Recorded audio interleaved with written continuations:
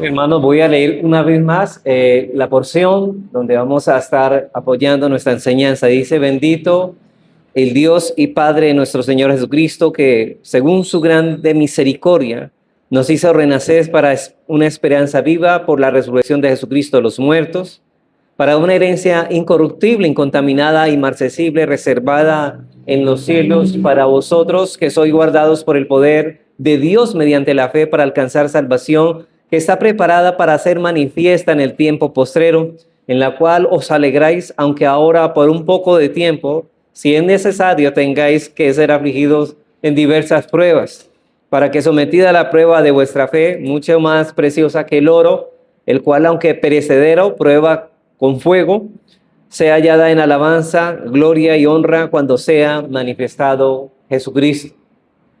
Y hermanos, después de avanzar o de analizar varias razones por las que los cristianos pueden sufrir depresión espiritual, llegamos ahora a otra que señala el apóstol Pedro en esta sección. Y su propósito al escribir esta carta, hermanos, fue precisamente la de tratar esta condición. Por eso comienza recordándoles a sus lectores que la gran salvación que Dios les ha dado, y en los versículos 3 que leímos, dice que alabado sea el Dios y Padre de nuestro Señor Jesucristo, por su gran misericordia nos ha hecho nacer de nuevo mediante la resurrección de Jesucristo, para que tengamos una esperanza viva y recibamos una herencia indestructible e incontaminada e inmarchitable. Y en este texto, hermanos, en lo que acabamos de leer, de hecho, de esa la esperanza y el gozo en el cual nosotros debemos alegrarnos de saber que el Señor ha hecho todo eso en nosotros. Y a la luz de esa alegría no debemos perder de vista lo que el Señor nos está prometiendo. Y Pedro añade que este motivo de gran alegría, aunque sus destinatarios estaban pasando por diversas pruebas, describe a estos cristianos que al mismo tiempo experimentan gran regocijo y a su vez experimentan por difíciles momentos. Es una aparente paradoja de saber que podemos estar experimentando tristeza, dificultades, pero a la vez podemos estar regocijados, podemos estar alegres en medio de toda dificultad que Dios permite para nuestra vida. Así que lo primero que encontramos aquí en nuestra enseñanza es la naturaleza paradójica de la experiencia del creyente. Vamos a mirar la naturaleza paradójica en la experiencia del creyente. Yo sé que, hermanos, todos los verdaderos creyentes pasamos en medio de todas las circunstancias y a primera vista, hermanos, parece contradictorio, pero en realidad es una paradoja propia de la vida cristiana. La fe en Cristo trae esperanza, trae gozo, aún en medio de las dificultades, aún en medio del dolor. Y lo hemos repetido una y otra vez que nuestra enseñanza es esta. Dios, en su soberana voluntad, hermanos, va a permitir varias situaciones y no nos ha prometido librarnos de las aflicciones, pero sí nos ha prometido fortalecernos, llenarnos de fe y vigor en medio de ellas. Así que, a la luz de esa realidad de lo que Dios está haciendo a través de esas circunstancias, nosotros deberíamos estar gozosos. Y antes de seguir en esto, hermanos, es necesario señalar algo importante. Existe una visión superficial del cristianismo que lo presenta como una vida sin problemas, donde todo es felicidad continua. Y según esa idea, al convertirse, las dificultades desaparecen y todo se vuelve perfecto. Quienes piensan así, hermanos, no pueden aceptar la descripción de Pedro y hasta dudan que un cristiano afligido sea realmente un creyente. De hecho, ellos dudan de que un creyente no puede estar enfermo, pero eso no es lo que encontramos en la Escritura. Sin embargo, esa no es la enseñanza del Nuevo Testamento, más bien es el tipo de promesa engañosa que suelen ofrecer ciertas doctrinas o ciertas corrientes de la psicología moderna. Pero lo valioso, hermanos, es que la Biblia habla con honestidad y nos muestra la realidad de la condición y de la vida en este mundo, sin ocultar las pruebas y las luchas. Nosotros sabemos que las luchas, las aflicciones, también son parte de nuestra vida cristiana. ¿Las vamos a tener? Sí. ¿Van en aumento? También. Unas más duras que otras conforme a que nuestra fe vaya creciendo, van aumentando. Ahora, debemos entender, hermanos, que Pedro está hablando de los cristianos en general. No es que solamente unos cristianos sufran y otros no. No, todos los cristianos vamos a tener aflicciones. Cuando menciona afligidos en diversas pruebas, no se refiere solo a las pruebas externas, sino también a esos estados de ánimo en los que nos sentimos cargados con la tristeza y la molestia. Así que el sufrimiento no es únicamente, hermano, lo que enfrentamos, sino la pesadumbre que produce en nosotros, y eso puede robarnos la felicidad. O sea, lo que estamos diciendo, hermanos, es que no tratar estas cosas es lo que está llevando a muchas personas a deprimirse. Estamos hablando de ¿qué? De las pruebas. Estamos hablando de que nosotros, el llamado que estamos haciendo en esta enseñanza es a vivir gozosos, a regocijarnos en medio de las dificultades, no a dejarnos angustiar ni que la tristeza nos invada, que nos veamos desesperanzados. Así que describe Pedro a los creyentes, así los describe, personas que al mismo tiempo tienen gran alegría y evidente aflicción, y esta paradoja aparece con frecuencia en la Biblia. Y Pablo lo expresa en 2 Corintios 4:8, esa aparente paradoja, dice en 2 Corintios 4:8 y 9, noten que Pablo era un siervo del Señor y estaba pasando por varias aflicciones, por varias situaciones de persecución también por parte de los judíos y por aquellos que también no eran judíos. ¿Y qué dice él? Que estamos atribulados en todo, note esto, mas no angustiados. Vea el balance. En apuros, mas no desesperados. Perseguidos, mas no desamparados. Derribados, pero no destruidos. Así que a primera vista parecen afirmaciones contradictorias, ¿cierto? Pero en realidad, hermanos, muestran la tensión propia de la vida cristiana. Lo que está diciendo Pablo es que podemos estar atribulados, pero no caer en angustia. Podemos estar apurados, pero no desesperados. Podemos estar perseguidos. El Señor no nos desampara en esas circunstancias. Y aunque nos sintamos muchas veces derribados, no estamos destruidos. Y hermanos, y ese es el punto, que nosotros debemos tener un balance entre la vida cristiana. Hermanos, no vamos detrás de la felicidad. Vamos detrás del deber de vivir conforme a nuestra vocación. Es decir, hermanos, nosotros fuimos rescatados del pecado para cumplir el propósito por el cual Dios nos creó, por el cual Dios nos redimió, y es su gloria. Por eso los catecismos bíblicos han dicho que el propósito del hombre es glorificar a Dios y disfrutar de Él. Si nosotros buscamos su gloria, encontraremos la felicidad en ella. Ahora, pero el punto es que no vamos tras la felicidad nuestra, vamos tras la gloria de Dios, y es allí donde la felicidad, en vez de nosotros ir detrás de la felicidad va detrás de nosotros. Es donde buscamos primeramente el reino de Dios y su justicia, y las demás cosas vendrán por añadidura.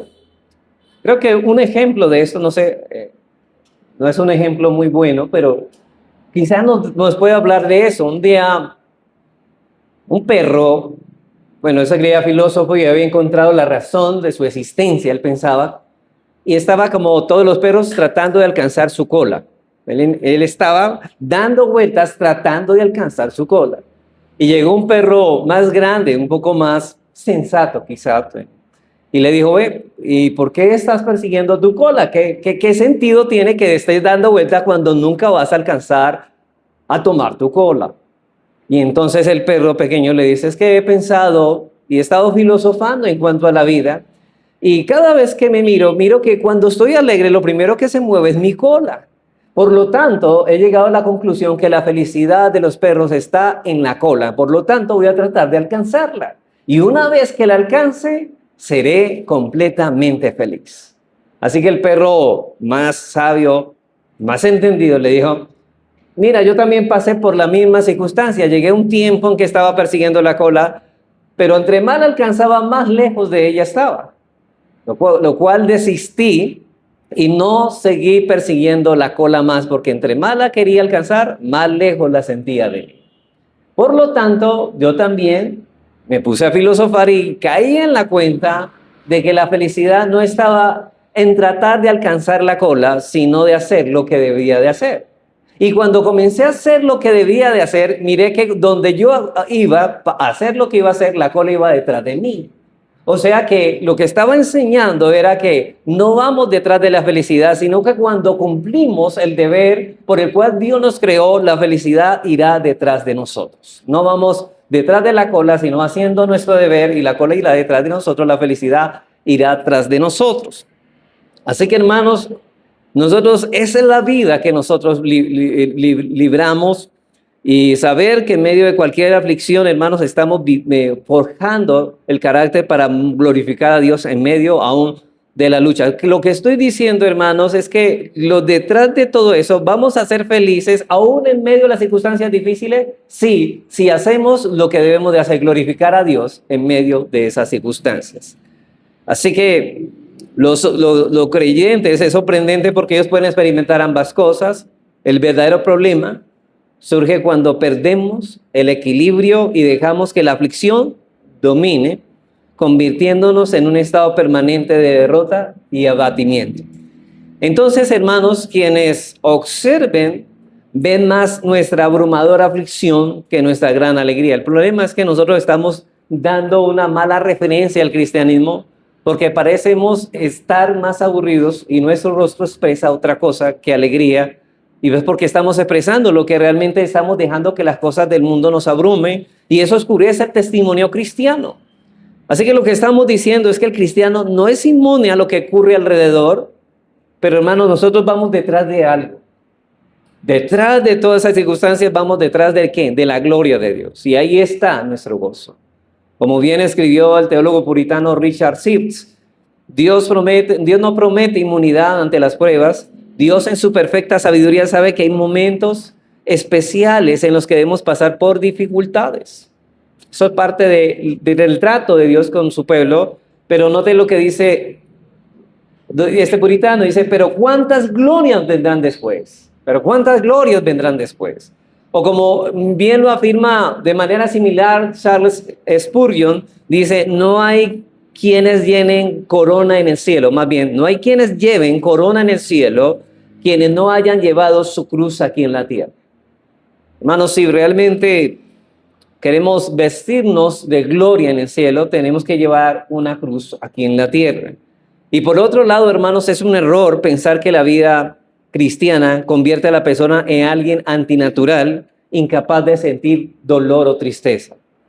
No somos indolentes, o no somos más bien, ¿cómo se dice esas palabras como estoicos? Personas que no sienten tristeza ni alegría.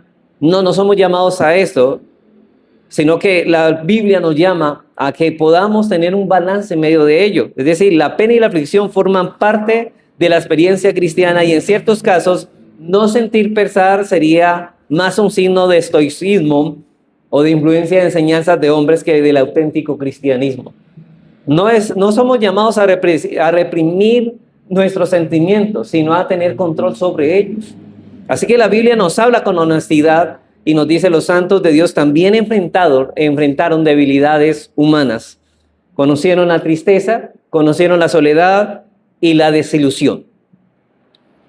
El apóstol Pablo, por ejemplo, hermanos, da un ejemplo claro de esto, que a pesar de su fe extraordinaria y sus experiencias espirituales, no ocultó la lucha y sus sentimientos. Por eso el cristiano no debe considerarse exento de emociones naturales. Y ustedes recuerdan cuando Pablo dice que Demas me ha dejado. Muchos me abandonaron y me dejaron solo en la cárcel. Bueno, la diferencia está en que Pablo posee en Cristo la fuerza, como todo creyente, para sobreponerse a toda circunstancia. Y la gloria de la vida cristiana no consiste en no sentir nada, sino en vencer el dolor y la aflicción con esperanza y fe. Y establecer esta distinción es fundamental. Recuerde, hermanos, que nuestra alegría no viene de que pase o que no tengamos aflicción, sino de cumplir el propósito por el cual fuimos llamados. ¿Cuál es? Glorificar a Dios. Así que en medio de las dificultades, ¿qué es lo que vamos a buscar? Glorificar a Dios, honrarlo y alabarlo. Ahora, una vez entendido el punto inicial, podemos preguntarnos, ¿por qué un cristiano puede sentirse afligido y triste? Bueno, esto nos lleva a nuestro segundo encabezado y es este. La razón por la que un creyente puede sentirse afligido y triste en su experiencia como cristiano. La razón por la que un creyente puede sentirse afligido y triste en su experiencia como cristiano. ¿Por qué un cristiano puede sentirse afligido y triste? Bueno, la respuesta está en las diversas pruebas que enfrenta. Mire que el punto y la causa que estamos diciendo aquí de la que puede llegar a la depresión es por no tener un balance, un equilibrio cuando estamos atravesando las pruebas. ¿Cuántas personas, cuántos creyentes están viviendo situaciones difíciles y esto lo lleva a llenarse de ansiedad? Y Pablo y Pedro lo que quiere es precisamente tener ese equilibrio porque estos hermanos estaban cayendo en esa ansiedad. Y aquí el término griego también puede traducirse como tentaciones para la palabra prueba, que en ese contexto se entiende mejor como pruebas.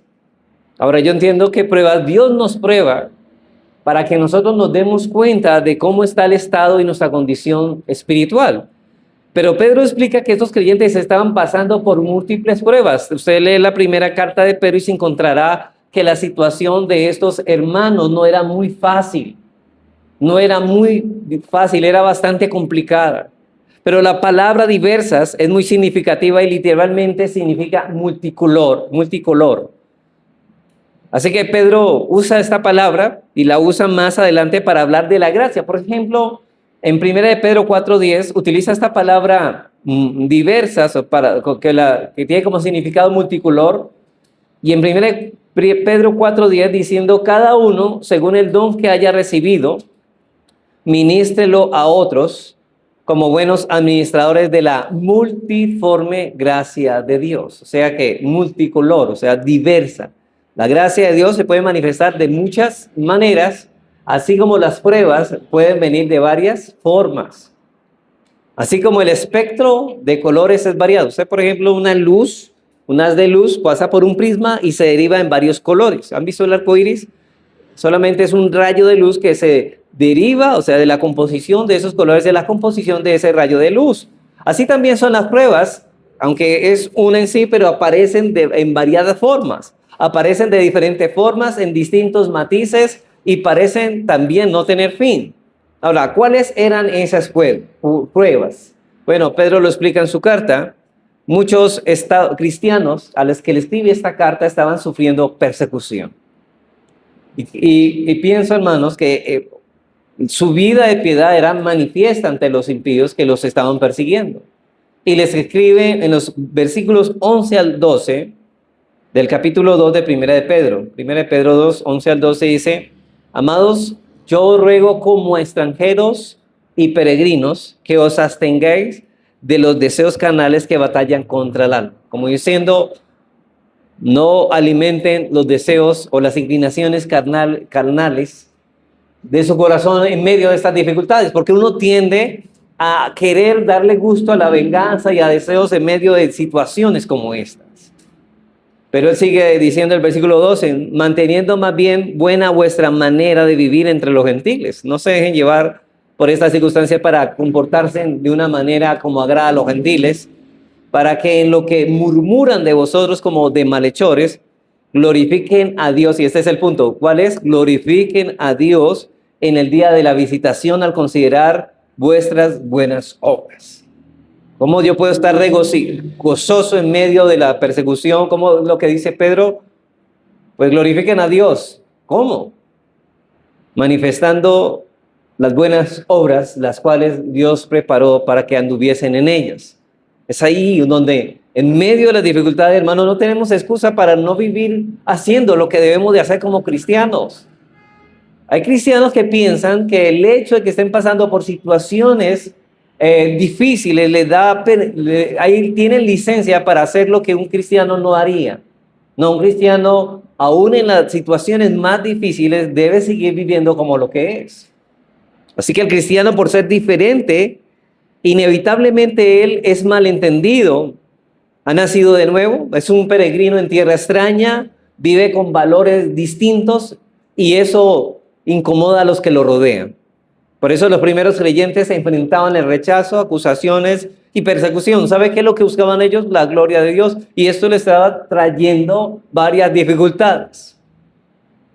Y usted diría, bueno, entonces, ¿el punto cuál es? Si es por glorificar, por buscar a Dios y agradarlo estaba trayendo dificultades, ¿qué vamos a hacer? Sigámoslo haciendo. Pero precisamente es ahí donde Dios va a traer gozo a ellos. Sus pruebas, porque las pruebas de ellos eran precisamente esas dificultades que surgían de vivir como extranjeros y peregrinos en un ambiente hostil. Lo que Pedro le está diciendo, si ustedes sufren de esa persecución, gócense, porque están manifestando que se parecen más al Señor. Están glorificándole más. Ahora, la Biblia muestra muchos ejemplos de pruebas que los creyentes han tenido que enfrentar. Por ejemplo, Pablo le dice a Timoteo, en 2 de Timoteo 3:12, todos los que quieran llevar una vida piadosa, todos los que quieran vivir piadosamente en Cristo, padecerán persecución, serán perseguidos. Y según las Escrituras, mientras más una persona se acerca al Señor y vive conforme a Él, más oposición encontrará en el mundo. Ahora bien, pero noten, otra vez el balance. Si nosotros hemos de glorificar a Dios con nuestra vida, lo que va a traer esto no es abatimiento, no es tristeza que nos invade y nos controla, no, debe ser alegría de saber que estamos viviendo y conformándonos más a Él, y por eso nos estamos pareciendo.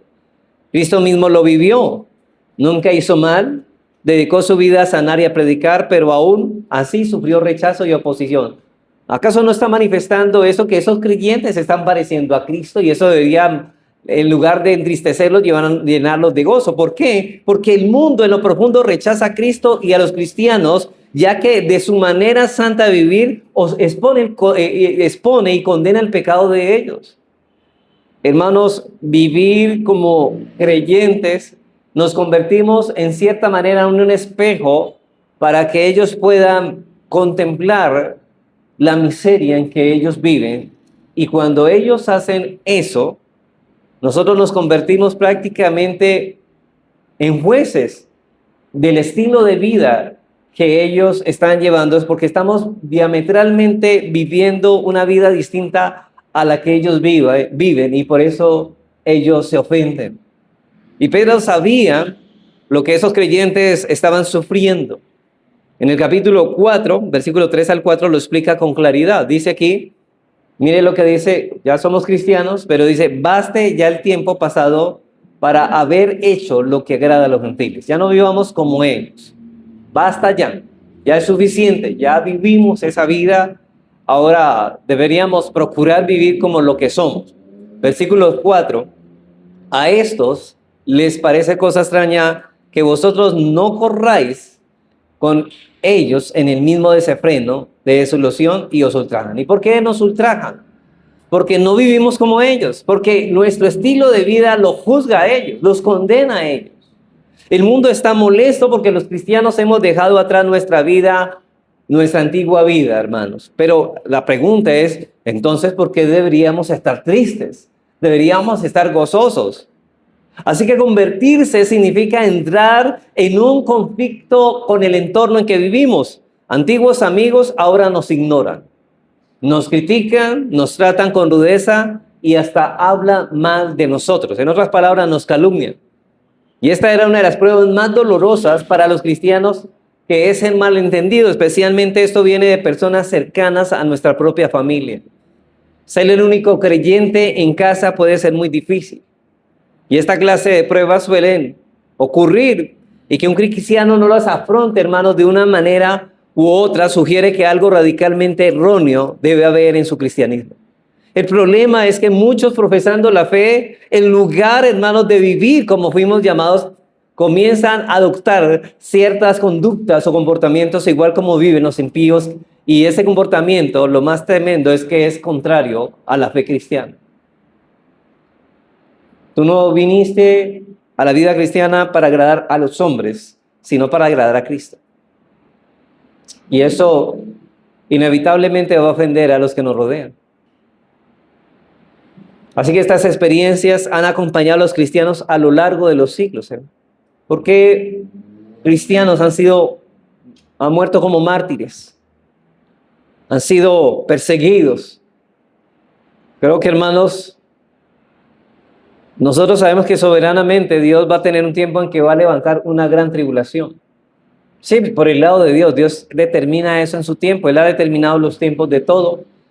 Pero por otro lado veo, hermanos, que nosotros mismos, en cierta manera, nosotros levantamos esa persecución cuando la iglesia despierte y comienza a vivir como realmente debe vivir. Nosotros mismos vamos a producir la gran tribulación cuando la iglesia realmente tome ese espíritu y valor para vivir como los cristianos que somos. Así que estas experiencias, por ejemplo, ¿ustedes se acuerdan de Pablo? Pablo sufrió esto de Demas, dice Demas me ha abandonado. Está en 2 de Timoteo 4:10. En otro momento tuvo que ser juzgado absolutamente solo. Cuando aquellos con cuyo apoyo creía que podría contar, súbitamente habían huido de él. Y allí estaba él, completamente solo. Y él confesó, nadie estuvo conmigo en ese momento que me juzgaron. Ahora, noten que, como habíamos dicho anteriormente, él experimentó momentos de soledad. Y él lo comunica, no avergüenza en llamar esto, hermano, porque sufrimos esto. Y para Pablo eso no fue algo de poca importancia, esa soledad lo afligió profundamente. Otros siervos del pasado también pasaron por lo mismo. Por ejemplo, John Wesley escribió en sus diarios sobre los malentendidos que enfrentaba con frecuencia.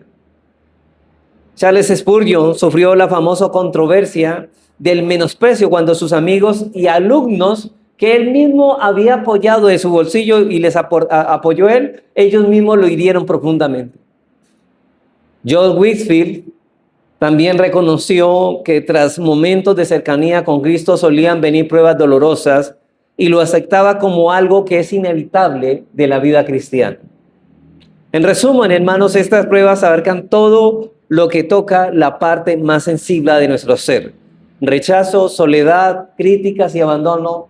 Eso es lo que muchos cristianos vamos a sufrir por causa de la gloria de Dios. Pero la pregunta es, ¿cómo afronta el cristiano esta situación?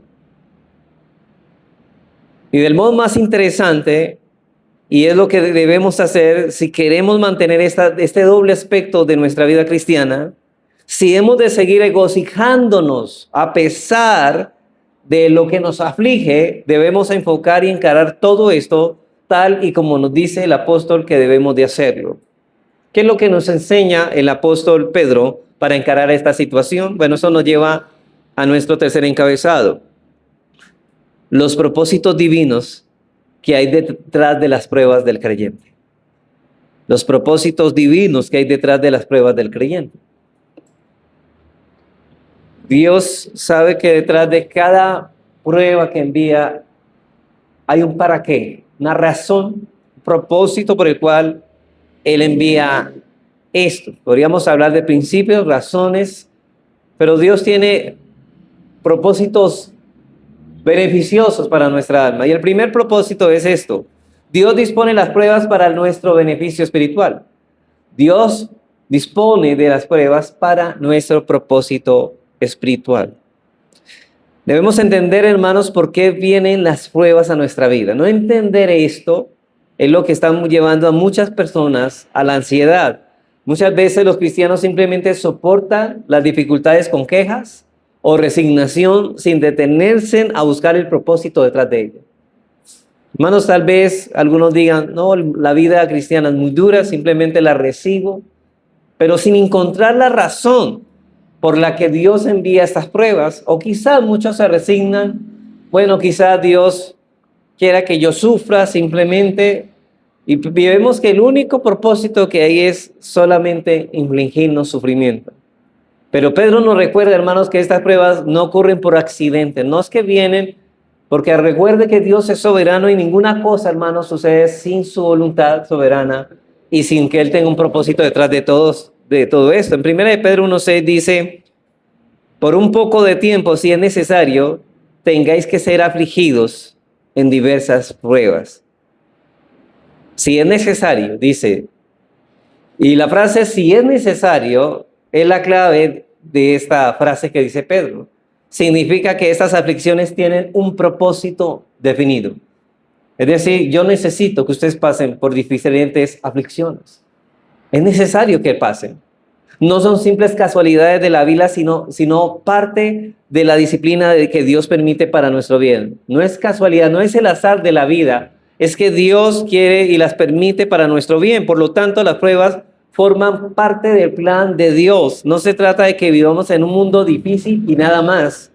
Y Pedro afirma que estas experiencias son necesarias porque nos ayudan a fortalecer nuestra fe.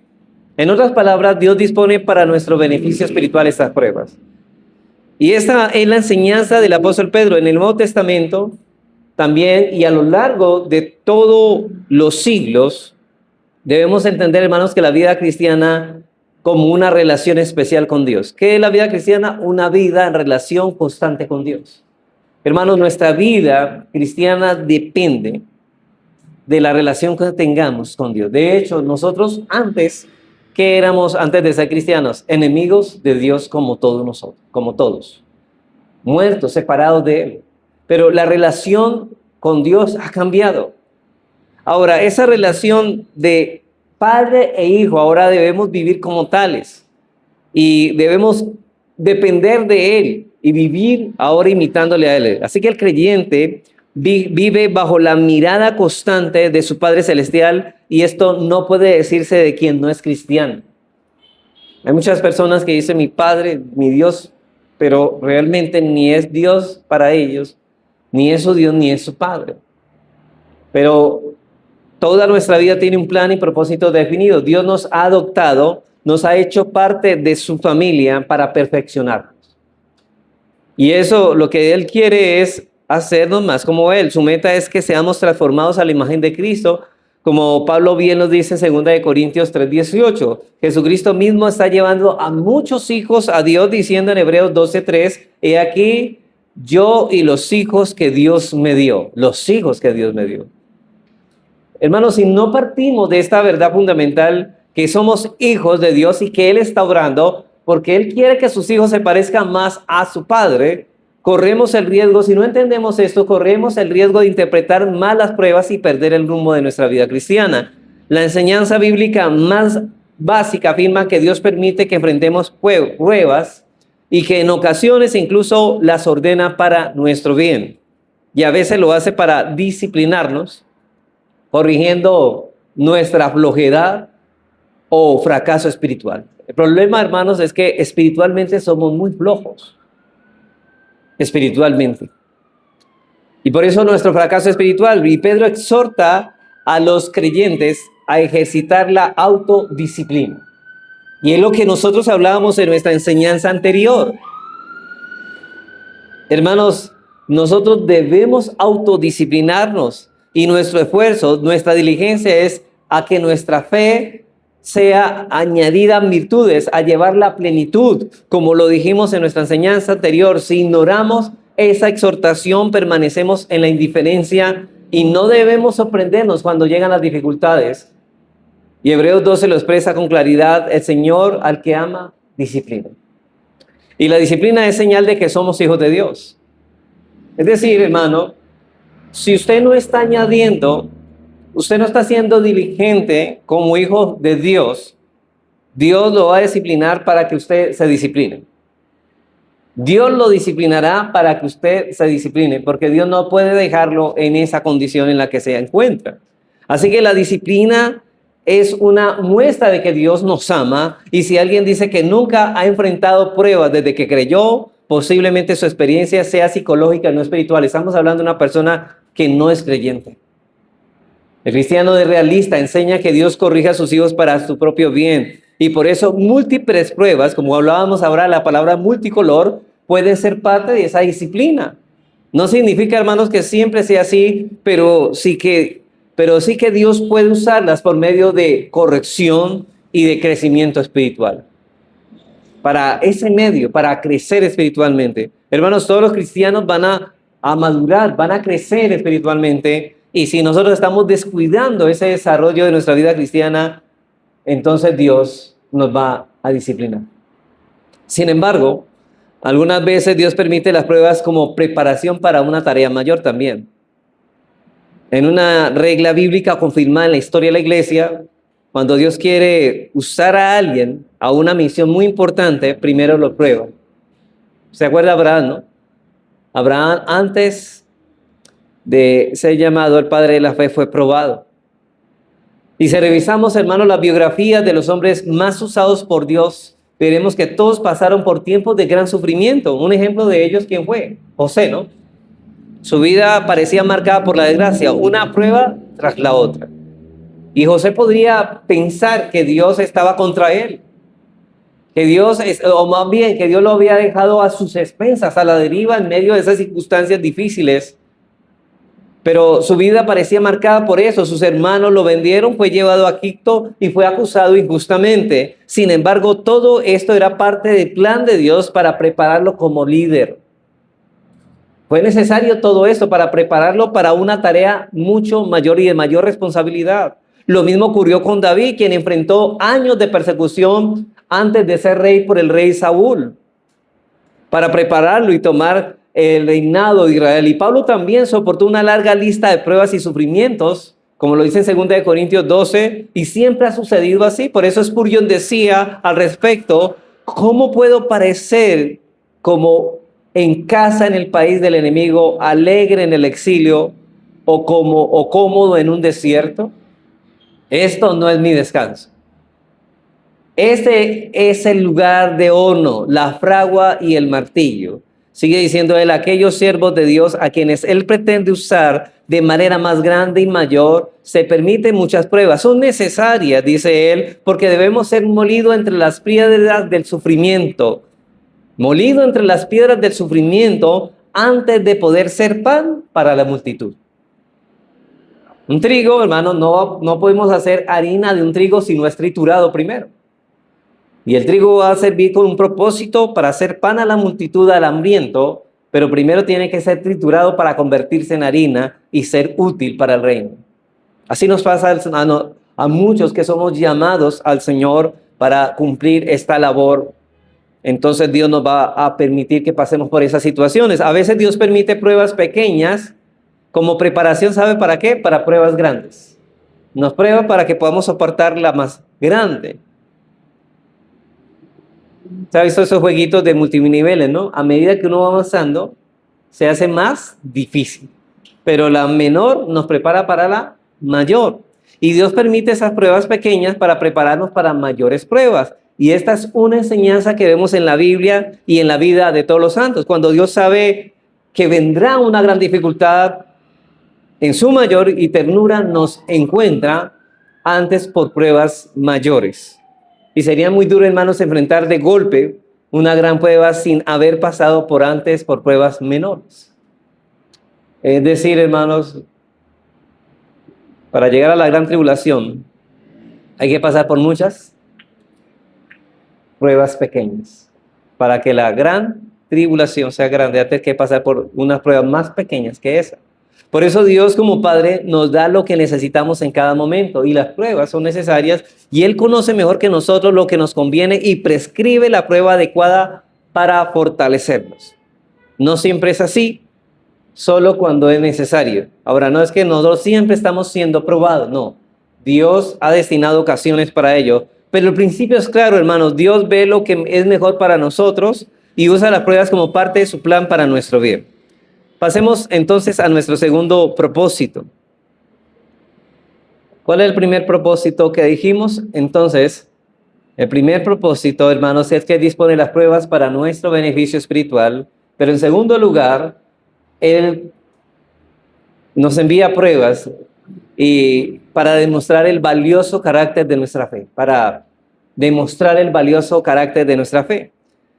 Hermanos, Pedro enseña que las pruebas tienen un propósito: demostrar cuán valioso es la fe. Primera de Pedro 1:7 dice que la fe es más preciosa que el oro, porque mientras el oro es valioso, pero perecedero, la fe es eterna. Pero así como el oro, hermanos, si ustedes recuerdan, para saber si el oro es puro, es verdaderamente genuino, tiene que pasar por el fuego. por el horno de fuego, no solamente para probarlo, sino que además tiene doble función. No solamente prueba si el oro es genuino, sino que además lo libra de toda impureza cuando pasa por el fuego. Nuestra fe no solamente es probada si es genuina, sino que también se fortalece en medio del horno de la prueba. Así que el oro se purifica en el fuego para quitarle las impurezas. De la misma manera, Dios usa las pruebas para purificar nuestra fe y hacerla más fuerte. Ahora, si hacemos esto con un metal que finalmente, hermanos, se destruye, ¿cuánto más con la fe que une al hombre con Dios y lo lleva de la muerte espiritual a la vida con Cristo? Porque la fe es un contacto, es el punto de contacto entre este mundo que vivimos y el mundo venidero. Es por medio de la fe, hermanos, que somos librados del pecado y de la condenación eterna. Es por medio de la fe que la justicia perfecta de Cristo es nuestra justicia y tenemos vida eterna. Es por medio de la fe que perseveramos en medio de este mundo hostil contra nosotros hasta que lleguemos a la gloria. Por eso es tan preciosa y Dios quiere que sea perfecta. Y las pruebas entonces no son casualidad, forman parte del proceso de la purificación de la fe. Y noten que la fe necesita ser purificada. Y allí el argumento del apóstol Pedro que dice, estamos pues pasando diversas pruebas debido ¿a qué? Al carácter de la fe. Y permítanme decirlo de otra manera, nuestra fe necesita ser perfeccionada. Porque existen grados de fe y diferencias en calidad. Es decir, nosotros, hermanos, el creyente y todo verdadero creyente, todos tenemos fe, pero hay unos que tienen poca fe. ¿Y qué espera Dios de los que tienen poca fe? Que su fe se incremente. Al inicio suele estar mezclada con elementos de la carne que no percibimos. Y por eso Dios nos somete a pruebas como el oro en el fuego para limpiar lo que no pertenece a la esencia de la fe. La duda, muchas cosas que son contrarias, la incertidumbre. Muchas veces creemos que la fe es fuerte y capaz de resistir cualquier cosa. ¿Se acuerdan la fe de Pedro? Señor, aunque todos te dejaran, yo jamás te negaré. ¿Cómo consideraba él la fe? Tenía una mala visión de su fe. Realmente su fe no era así tan grande para soportar dicha prueba. Pero cuando llegan las pruebas descubrimos la debilidad, como la descubrió Pedro, que en lugar de estar con el maestro, no solamente lo abandonó, sino que negó 3 veces al Señor. Y esto podemos ver, hermanos, en la vida de nosotros. Esto revela que aún necesitamos crecer en confianza. Dios usa las pruebas para desarrollar ese aspecto, aprender a confiar, e incluso cuando todo parece oscuro. Porque, hermano, ahora no solamente yo estoy hablando de la confianza que debemos tener en medio de las dificultades, es decir, no dejarnos hundir por el peso de la prueba, sino de obedecer en medio de ella. Es fácil confiar cuando todo va bien, pero la verdadera fe se demuestra cuando las circunstancias parecen contrarias y aún así seguimos creyendo y aún así seguimos obedeciendo. Hermanos, Dios quiere llevarnos al punto en que podamos decir con toda seguridad, aunque todo esté en contra, sabemos que Él escucha nuestra oración y abre una puerta. Él nos dará con la prueba también la salida. Eso es lo que estoy diciendo allí. Ahora, esa es la verdadera fe, la confianza absoluta en Dios. Abraham es el mejor ejemplo para esto. Él aprendió a esperar con toda esperanza, esperar contra toda esperanza. Como lo dice en Romanos 4:18, esperanza contra esperanza. Él creyó cuando todo parecía estar en su contra, y eso es lo que Dios busca desarrollar en nosotros. Yo sé que al inicio, debido a nuestra poca fe, no tenemos mucha confianza.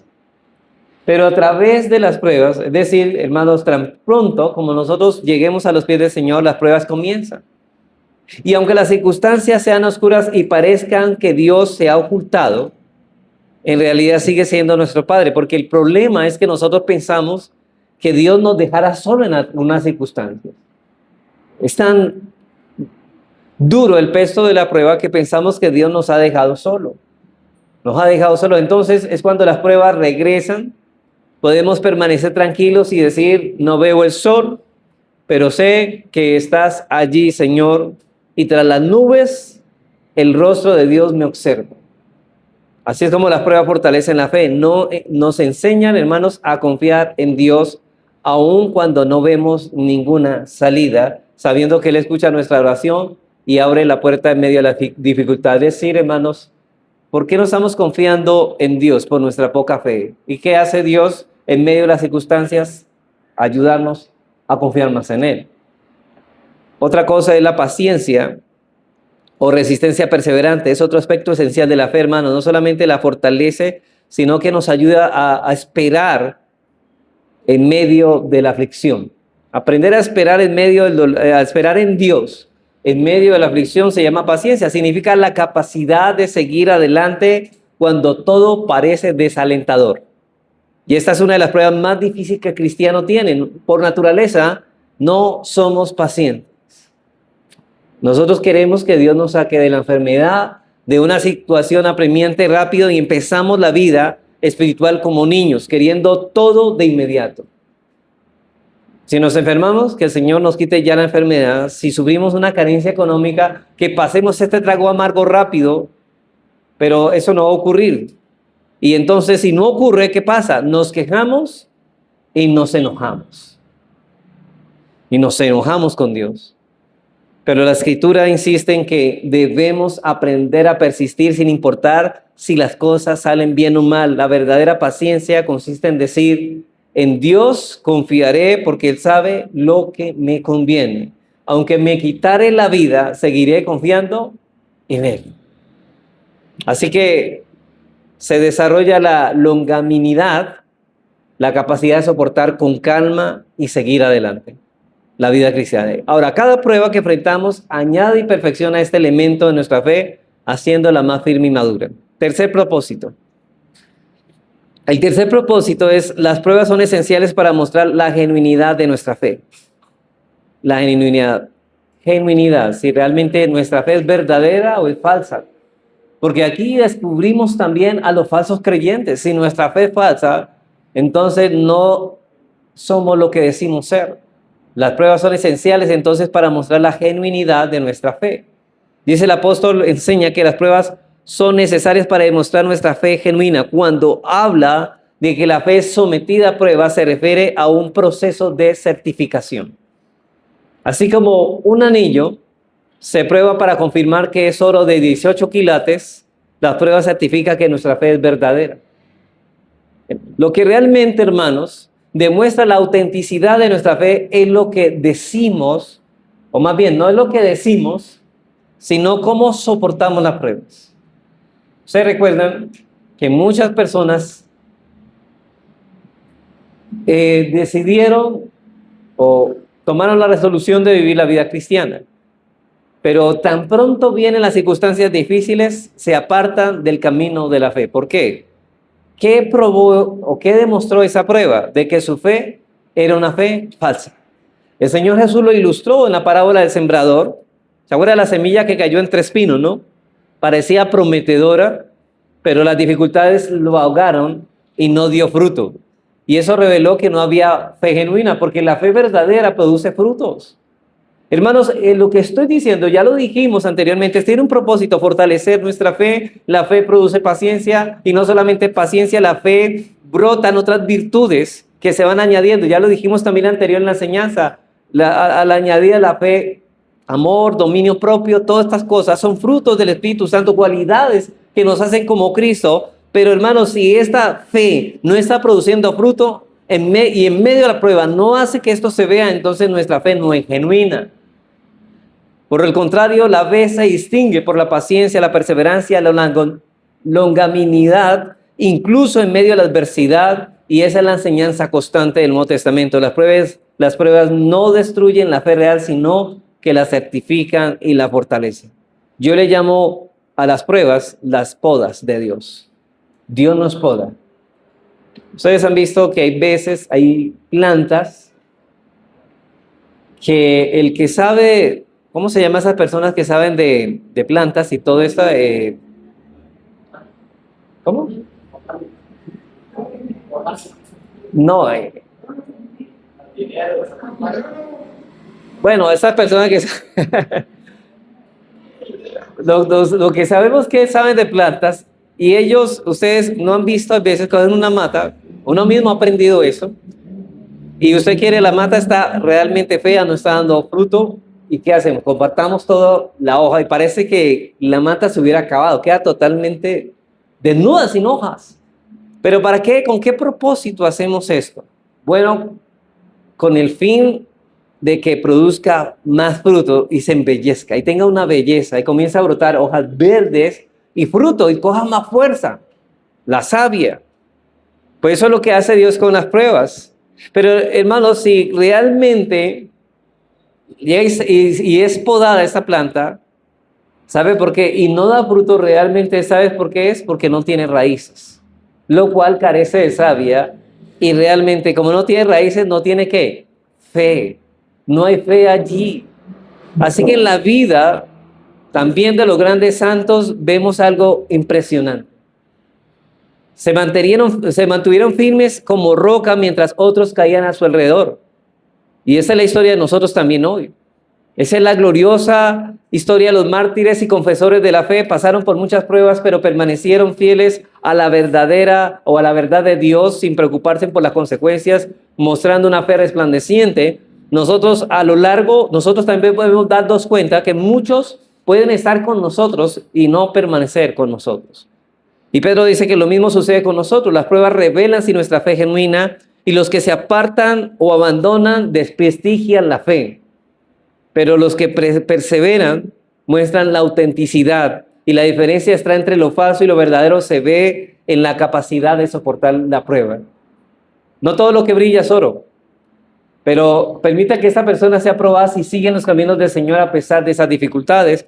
Así como el oro se prueba en el fuego y las impurezas se queman, dejando el metal más puro, hermanos, así también la fe se purifica en las dificultades. Y todo esto ocurre, ¿sabe? Para que la genuina o lo genuino de nuestra fe quede en evidencia. Y al final, eso es lo más importante, que nuestra fe sea realmente probada o aprobada por Dios. Ahora, solo agregaré, hermanos, una palabra más a lo que Pedro dice para infundirnos ánimo. Y quiero que la recordemos. Dice, ¿en qué consiste el consuelo? Bueno, en que aunque estas cosas no sucedan, o sea, no sucedan porque nos van a suceder, solo será por un poco de tiempo. Y Pedro nos anima diciendo que las pruebas van a venir, pero ¿sabes qué? Son temporales. Aunque ahora suframos, será por un poco de tiempo. Versículo 6, en la cual vosotros os alegráis, aunque ahora por un poco de tiempo. No significa, hermanos, que vamos a vivir la vida cristiana siempre en sufrimiento y dolor. Dios las permite solo cuando son necesarias y las retira cuando es el momento oportuno. Como dice Matthew Henry, aunque las pruebas puedan causar dolor agudo, no son más que breves. Aunque las pruebas puedan causar un dolor agudo, no son más que breves. Y el apóstol Pablo lo confirma en 1 Corintios 10:13. Dios es fiel y no permitirá que seamos o que sean tentados o probados más allá de lo que puedan resistir. Más bien, junto con la tentación o la prueba, proveerá la salida para que puedan soportarla. Creo que aquí la traducción mejor no es tentación, sino prueba. Y él dice que no permite que seamos probados más de lo que podamos resistir. Es decir, no solamente la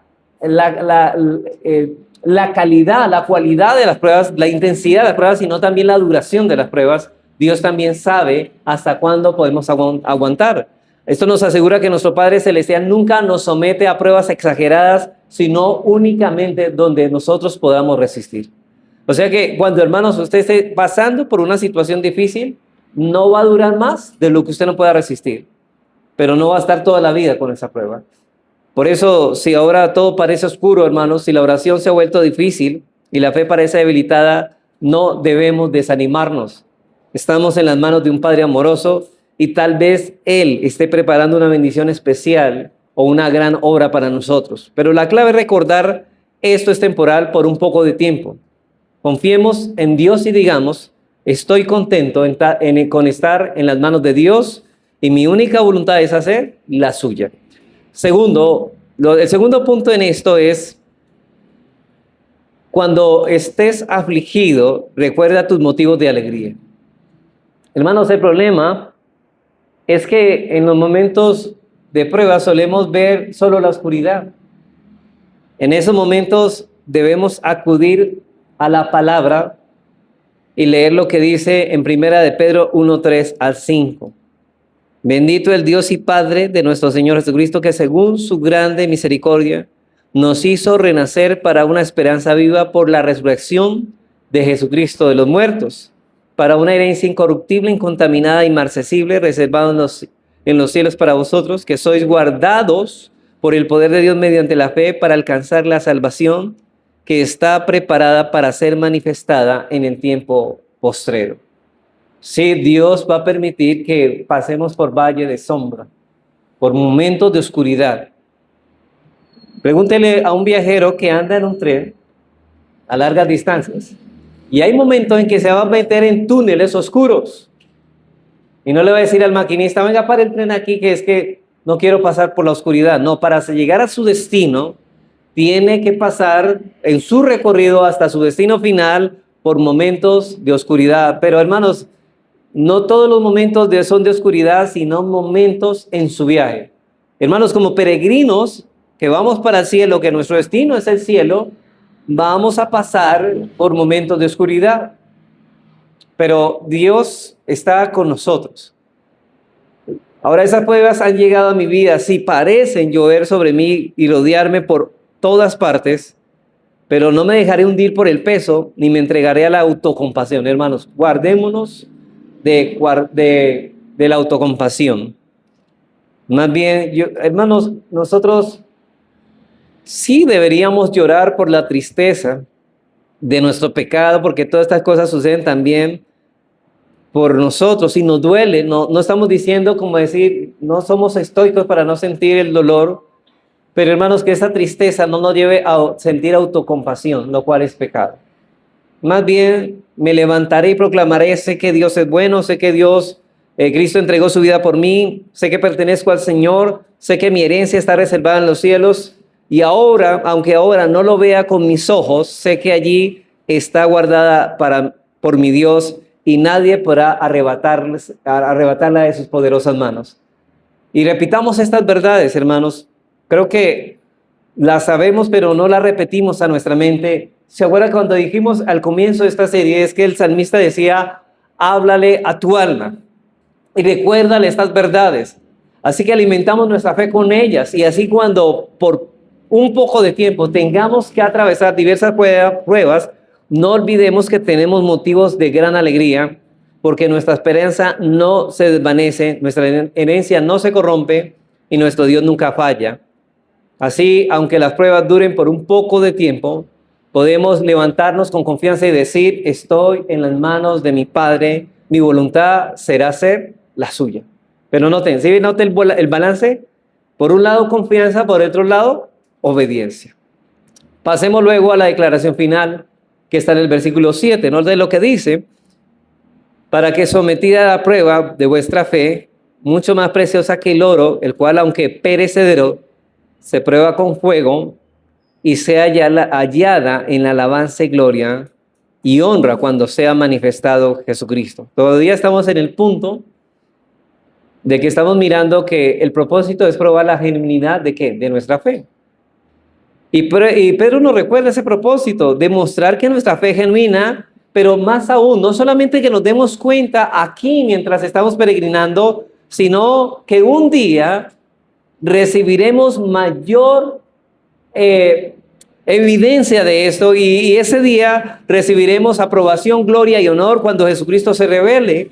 Y este día está en camino, y aunque no sabemos cuándo llegará, sí sabemos que será un gran día.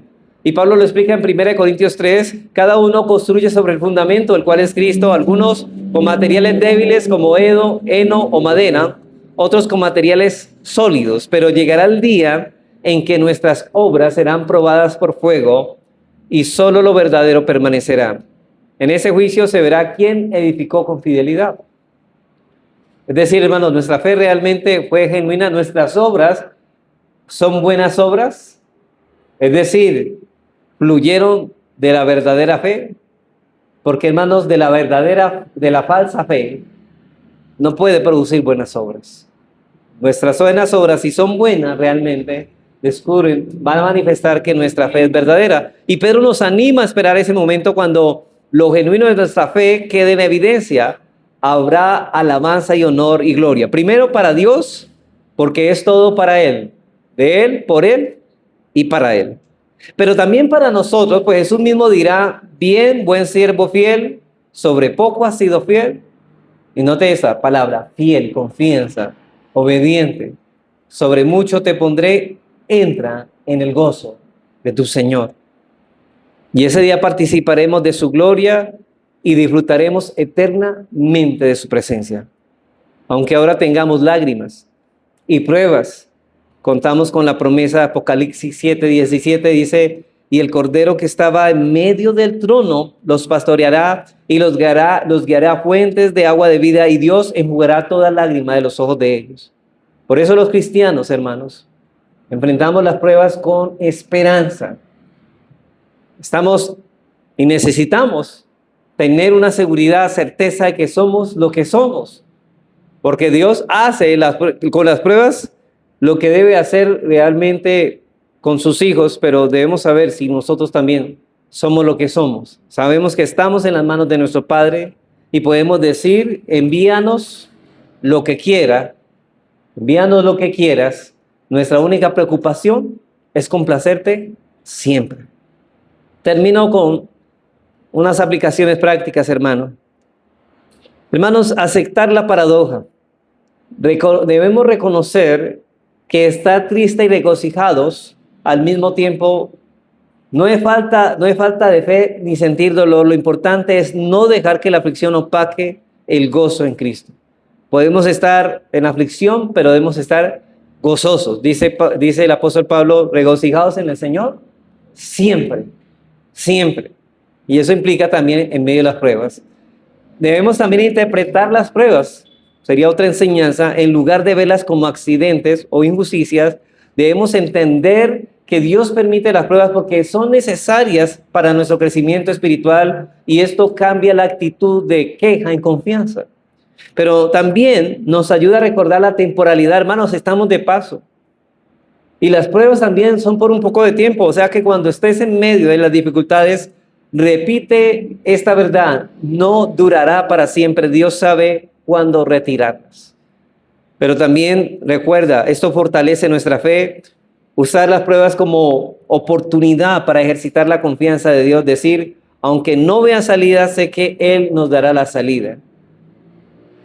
También debes practicar la paciencia. Debes aprender a esperar sin desesperar. La perseverancia en medio de la adversidad es una señal de la fe genuina. Hermanos, ¿tú te conoces por una persona paciente? ¿Sabes esperar en medio del dolor en el Señor? Pero también nos enseña todo esto, hermanos, que debemos mantener un testimonio. Hermanos, tu rostro, tu reacción a las circunstancias difíciles realmente muestra en quién estás confiando. No permitir que la tristeza permanentemente opaque la alegría de Cristo. El mundo necesita ver, hermanos, que aunque sufrimos, seguimos confiando y alabando a Dios. No podemos tener un rostro fruncido comunicando y siendo una mala sugerencia del Evangelio. Pero también debemos recordar la herencia.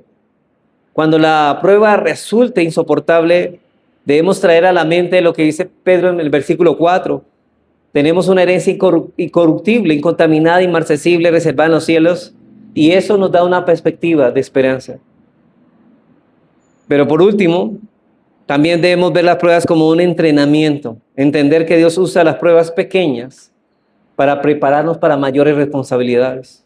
Cada dificultad es parte de su proceso de formación. Y termino, hermanos, con una nota de aliento del puritano Warren Wiersbe. Dice así: debemos tener presente que todo Dios planea y realiza aquí es preparación para lo que tiene preparado para nosotros en el cielo. Nos está preparando para la vida y el servicio que aún están por venir. Nadie sabe aún todo lo que nos espera en el cielo. Nadie. Pero sí sabemos que la vida en la tierra es una escuela en la que Dios nos entrena para nuestro ministerio futuro en la eternidad. Esto explica la presencia de pruebas en nuestra vida, ya que son algunas de las herramientas y libros de texto de Dios en la escuela de la experiencia cristiana. Y hermanos, mientras experimentemos la vida cristiana, vamos a tener pruebas como la materia que debemos, hermano, aprender para forjar nuestro carácter y entrenarnos para nuestro ministerio en la gloria eterna. Así que la vida en la tierra, hermanos, es un entrenamiento ¿para qué? Para la eternidad. Dios usa cada experiencia, especialmente las pruebas, como parte de esa escuela espiritual que nos prepara para servirle plenamente en el cielo.